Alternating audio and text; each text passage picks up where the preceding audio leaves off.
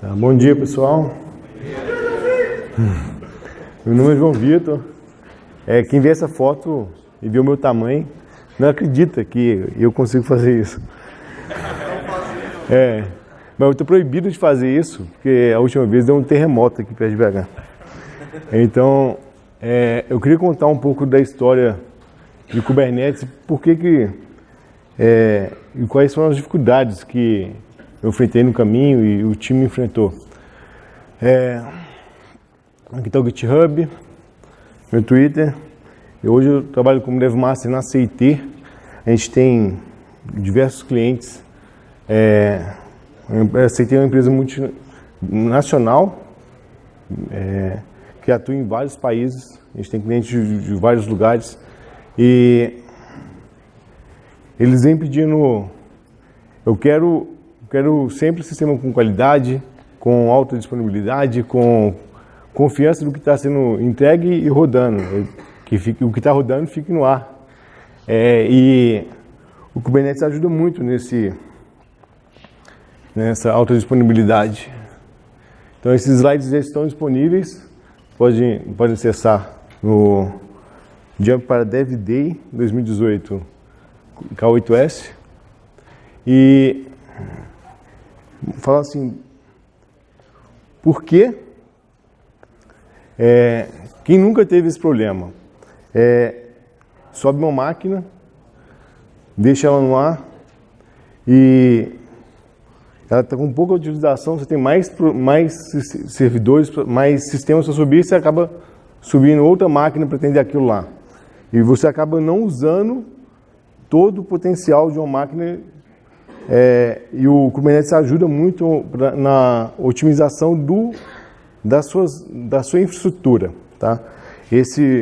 Quando o Google lançou o GCE, que é as máquinas virtuais na internet, eles perceberam que muitos clientes tinham máquinas ociosas e acabam subindo mais máquinas sem entender por quê. Por que eles estão só subindo máquina e tem tanta coisa pronta aí, tanta capacidade computacional disponível para eles.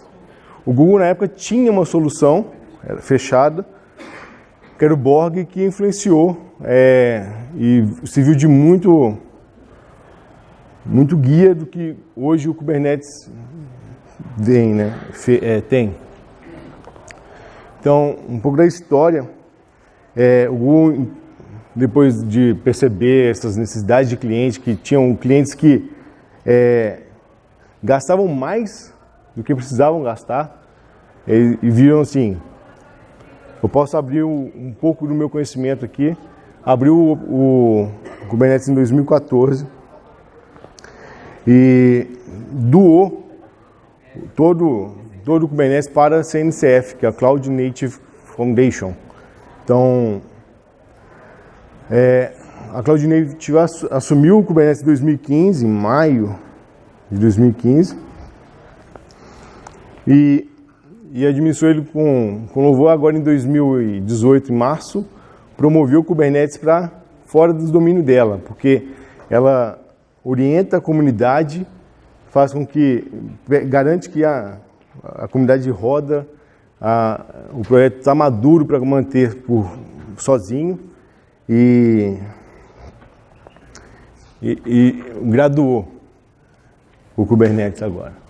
Quem usa o Kubernetes, essa lista veio do site do Kubernetes mesmo, e tem vários cases interessantes e palestras que você pode ir de lá ver.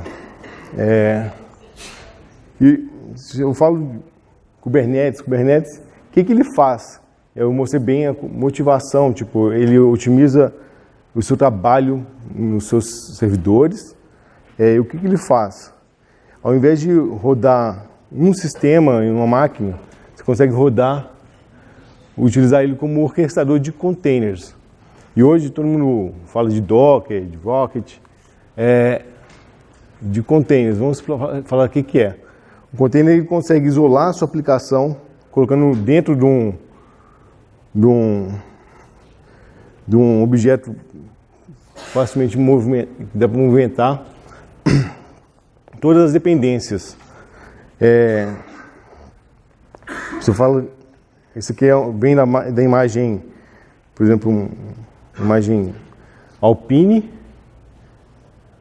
passa na construção do container, aqui normalmente fala, eu cozinho ele e disponibilizo nos meus repositórios de registros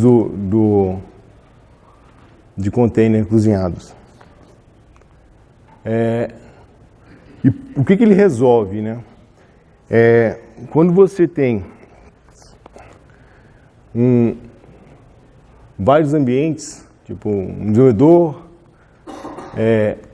vai ter na sua empresa vários desenvolvedores, tem um ambiente QA, um ambiente de stage e um ambiente de produção, eles nem sempre são iguais. Tem servidor, tem desenvolvedor que vai usar o Linux, tem um que vai fazer, eu só rodo no Windows, tem outro que vai usar no Mac, e você vai ouvir uma hora ou outra a frase, funcionou na minha máquina. Quem não ouviu, vai ouvir. E nessa hora você fala assim, vamos colocar o seu servidor então para atender as requisições, o seu computador para atender a requisição aqui do cliente, né? Mas não, o container padroniza a forma de empacotamento da sua aplicação e ela roda da mesma forma em qualquer ambiente. Só que administrar um container é tão complicado como administrar um processo no sistema operacional, que você tem que ficar mantendo isso no ar. E como que o orquestrador ajuda? Se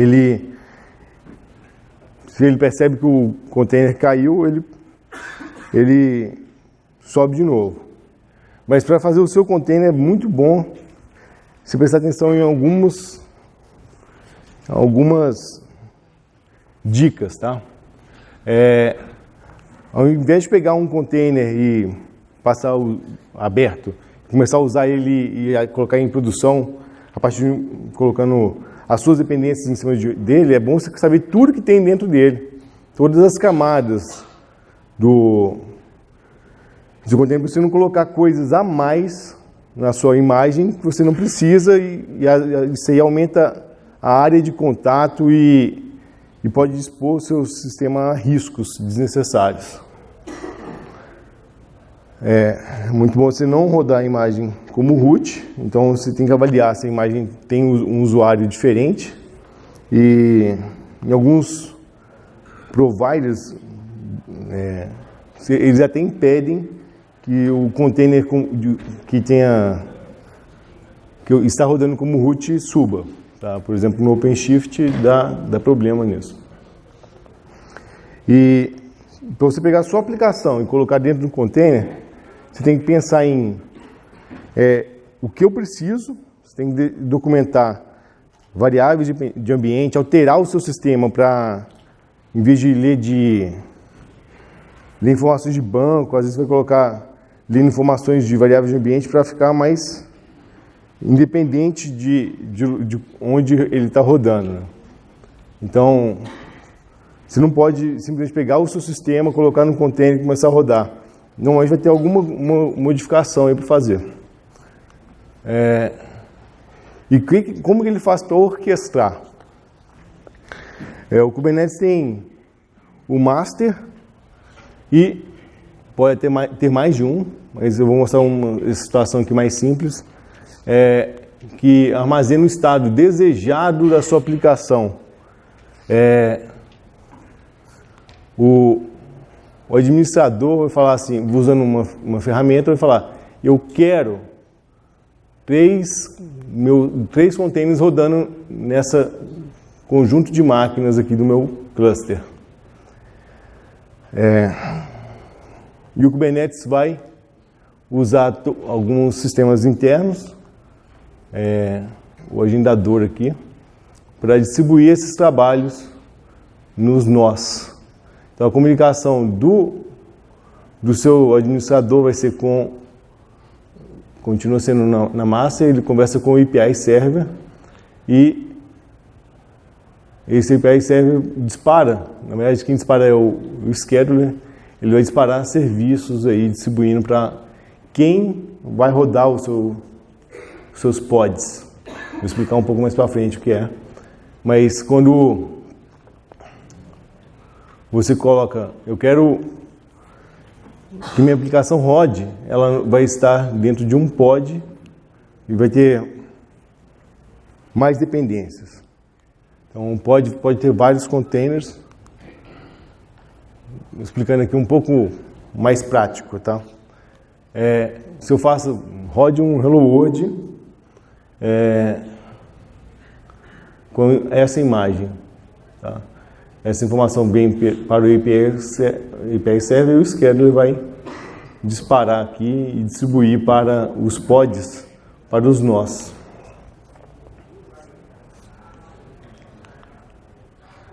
Na verdade, quem distribui é sempre o API Server. Então, toda conversa é pelo API Server, mas ele que fala para o API Server, converse com esses nós e distribua esses trabalhos.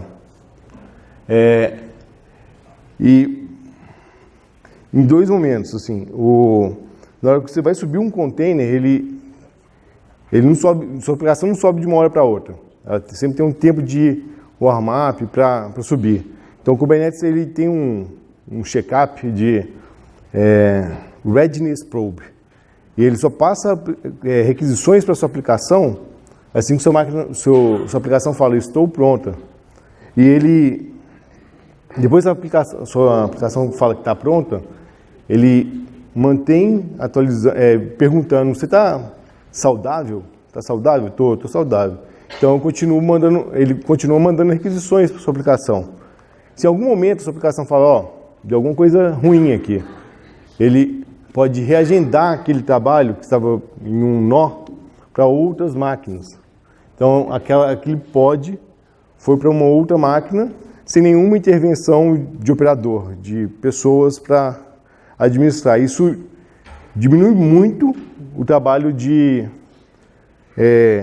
Ele vai passar por esse momento de problema, atualiza problema e muda por várias vezes no dia, até você realmente falar assim, não, tem um bug aqui, vamos resolver e estabilizar. Então, você pode usar a plataforma para tornar a sua aplicação mais disponível e no dia a dia você vai estar tornando ela mais estável para evitar que problemas como esse aqui ocorram. Mas muitas vezes esses problemas não são nativos e nesse da aplicação pode ter fatores externos que causem essas quedas. Por exemplo, pode ser que nem seja a aplicação, o pod indisponível. Uma requisição pode falhar por timeout em outros serviços. Então você dispara uma requisição para um pod, ele está atendendo, ele conversa com outro serviço, o serviço dá um timeout e você vai subir esse erro. Como está tudo dentro de container, você consegue,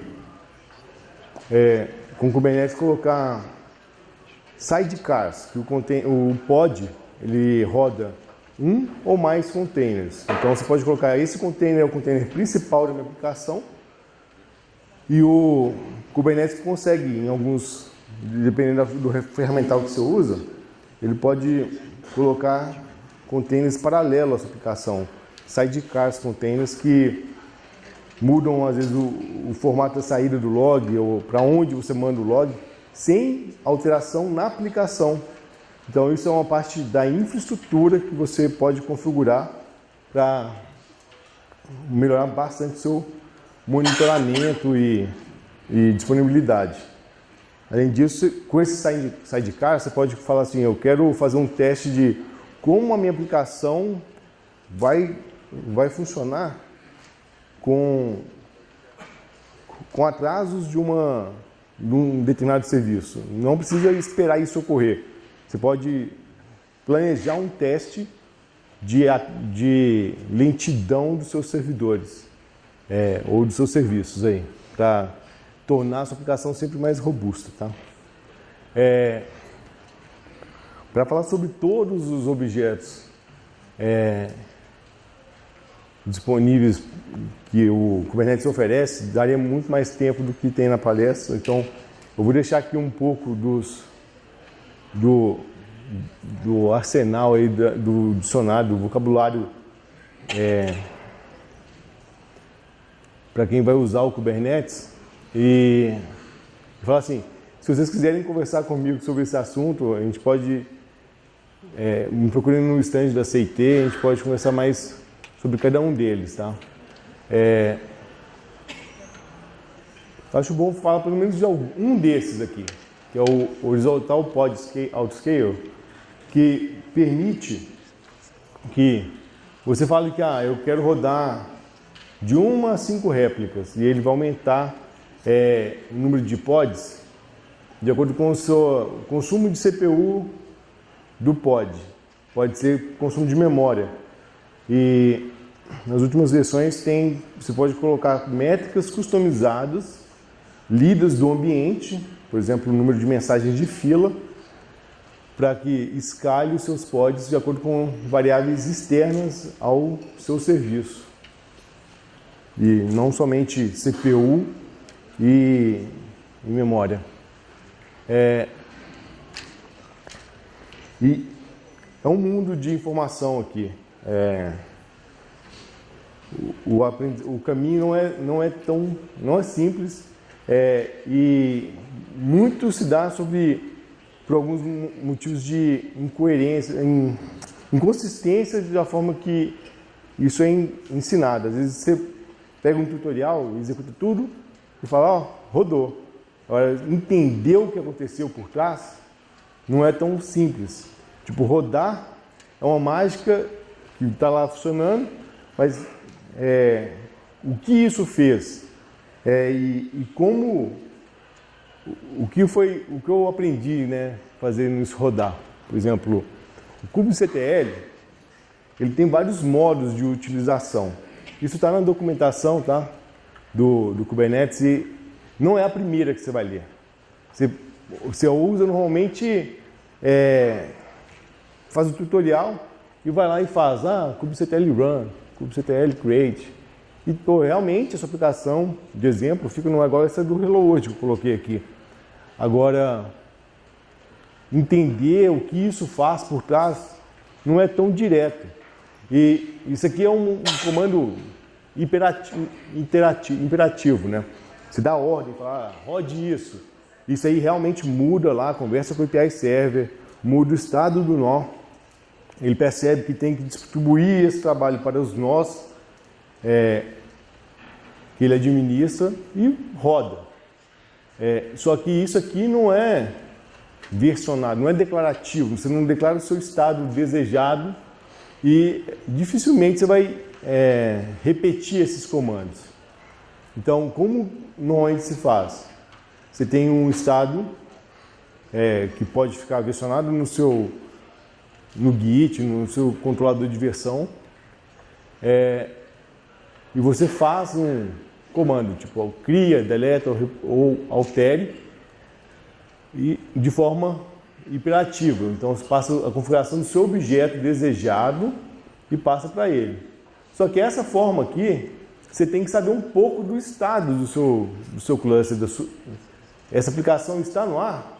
Então se eu falo criar, se ele já tiver criado, ele não vai fazer nada. Agora, uma forma realmente declarativa, você fala assim, kubectl, aplique todas as minhas configurações desejadas da aplicação. Aí vai ter aplicação, banco, outros serviços que você precise para rodar a sua aplicação. Então, só de saber esses tipos de comando, isso aqui na documentação, com certeza não é a primeira que você vai ler, já ajuda a entender que o fluxo todo comando que o kubectl faz, ele vai alterar o estado do master, o estado desejado, notificar o master, esse é o meu estado desejado, e o master vai disparar comandos para os nós que ele administra para fazer o seu estado desejado acontecer.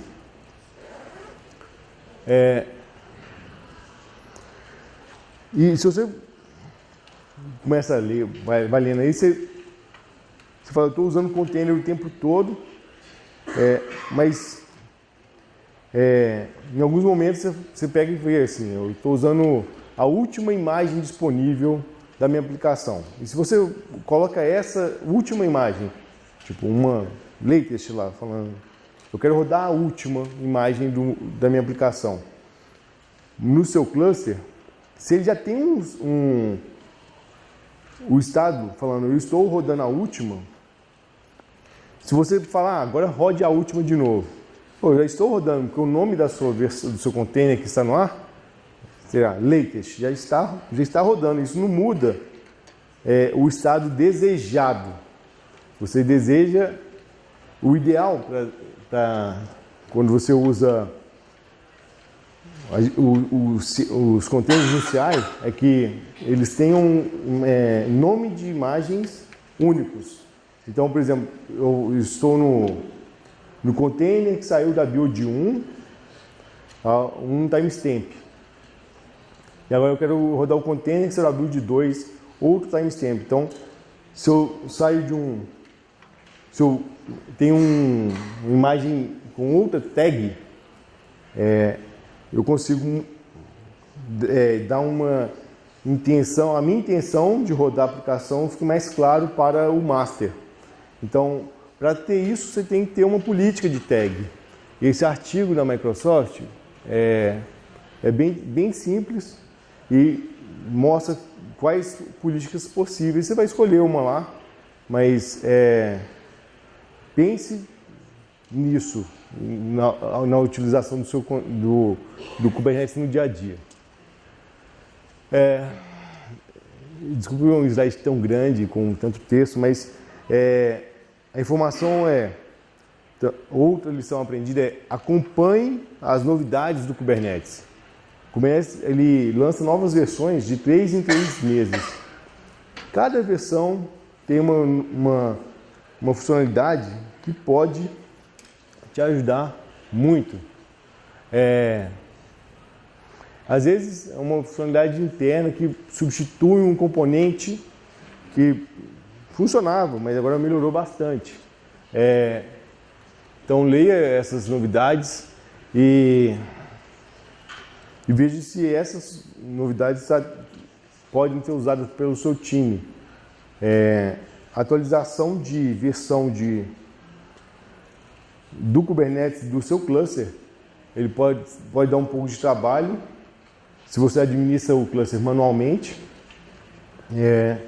mas na documentação normalmente fala, isso aqui pode dar problema, então planeje sempre ficar nas últimas versões para pegar todas as novidades que vão saindo. E além de novidades, correção de bugs que também existem, né? E aí você fala assim, tá bom, gostei da ideia e quero começar a usar. Se você olhar a documentação, sempre tem 2 caminhos. Eu quero administrar o cluster e quero manter isso saudável, quero monitorar todos os nós, manter o cluster com as últimas versões, e é um trabalho bem complicado de fazer.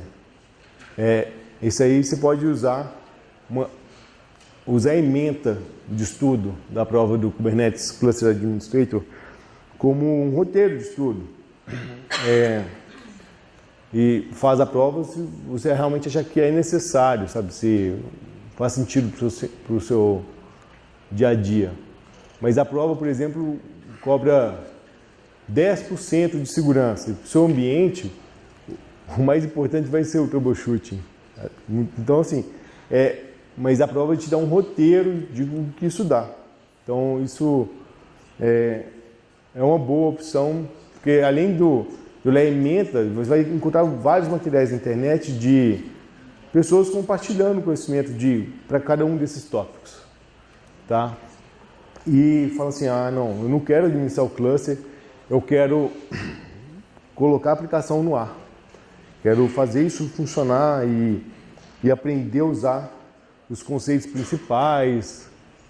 usar os multi-containers, desenhar o meu pod, o meu sistema para rodar isso bem dentro. Você pode fazer isso para a prova de desenvolvedor de aplicações dentro do Kubernetes. É a mesma história, vai ter muito material na internet, muita gente compartilhando informações.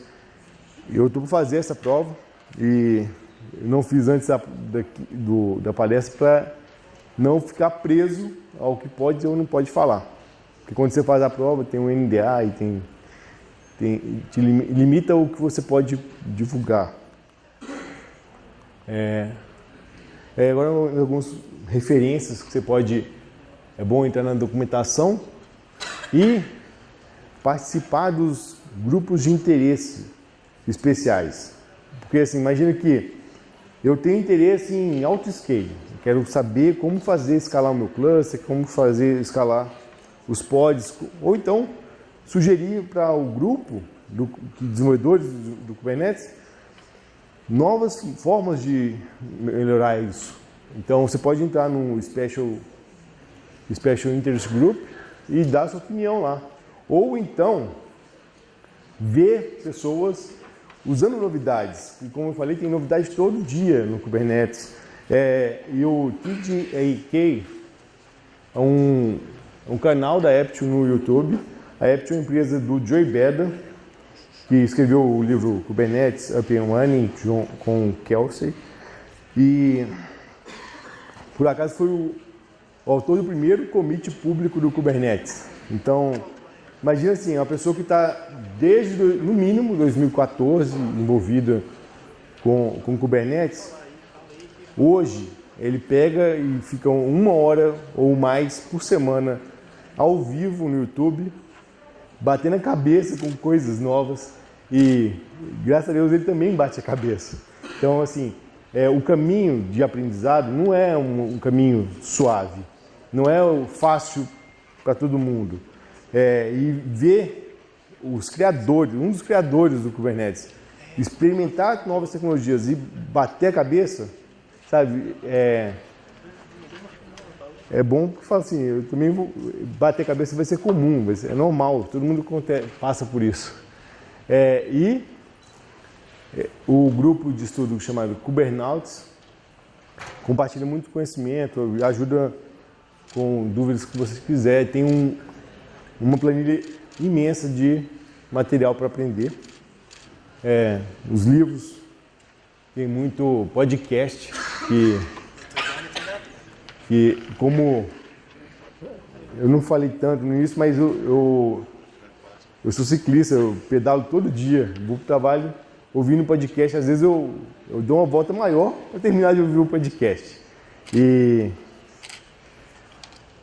o GCP Podcast fala tanto do Kubernetes, eu falava tanto, que o Google lançou agora o Kubernetes Podcast exclusivo, sabe? Só fala, esse podcast de Kubernetes é do Google, só fala de Kubernetes. Então já tem hoje 15 ou 16 episódios e cada um deles é uma aula, porque vai em entrevista com pessoas que falam como foi usar na empresa, quais são os benefícios. E tem casos muito interessantes de ver, de plataformas de jogos que usam Kubernetes para solucionar problemas e usam recursos avançados, que não dá para falar aqui, mas como tipos CRD, Custom Resource Definitions. Você pode, além dos vários tipos que a gente tem no Kubernetes, daquele slide, você pode criar o seu tipo e para um determinado aplicação de jogos, ele tinha lá o Fleet, que era um conceito somente para o grupo dele, para a empresa dele, para o domínio dele. E aí ele criou o tipo específico e, em vez de publicar e administrar pods, containers e deployments, ele criou um grupo acima, uma abstração acima que, para ele, tem uma representatividade muito importante. Então, essas experiências de ouvir novos cases é muito interessante. Além de ouvir os podcasts específicos aí das plataformas, tá? Como na última palestra falaram que o Coursera ajuda muito, também tem cursos à distância aí da EDX e da Udacity. E passe no instante que a gente pode continuar conversando. E agora, aberto para perguntas aí. Alguém tem alguma dúvida?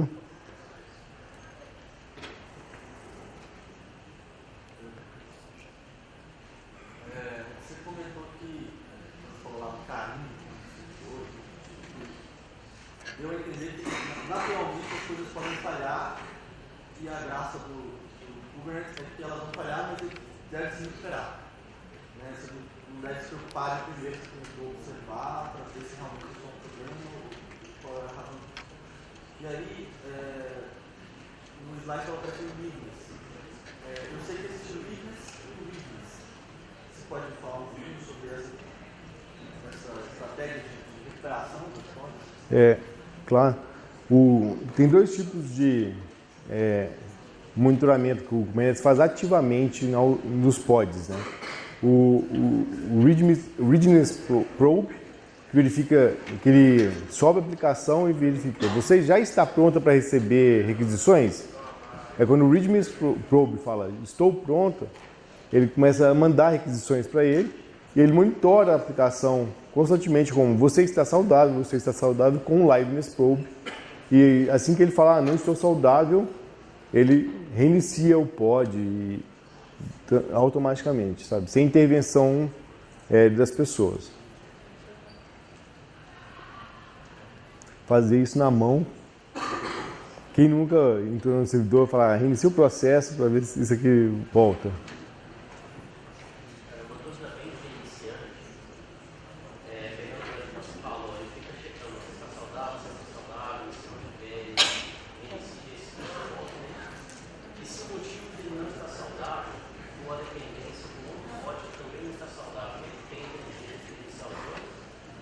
Ele vai reiniciar os que não estiverem saudáveis.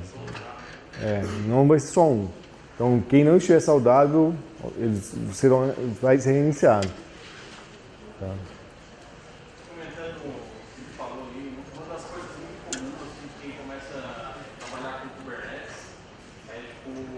os health checks não são muito bem feitos.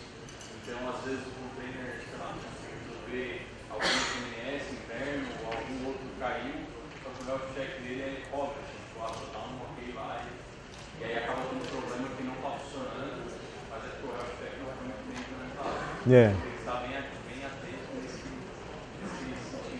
sentido. Porque o algoritmo realmente não está saudável, ele vai reiniciar. Só que se tiver uma dependência que caiu e ele iniciou a conexão no que está saudável, e começar a reiniciar, vai ter uma cadeia aí de queda e o pod pode não conseguir subir de novo. Mais alguma pergunta? Então, gente, eu espero vocês no stand. A gente pode falar sobre outros objetos aí do Kubernetes e a gente trocar a ideia de como trilhar esse curso aí de aprendizado, tá bom? O caminho é bem longo e bem interessante, vale muito a pena.